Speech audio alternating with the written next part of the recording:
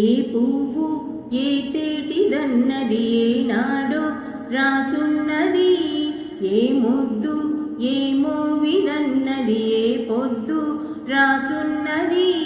బంధాలై పెనవేయు వయసుకు అందాలే దాసోహమనగా, మందారం విరబూయు పెదవులు మధువులనే చవి చూడమనగా, పరువాలే ప్రణయాలై స్వప్నాలే స్వర్గాలై ఎన్నెన్నో శృంగార లీలలు కన్నుల్లో రంగేళి అలదెను ఆకాశం.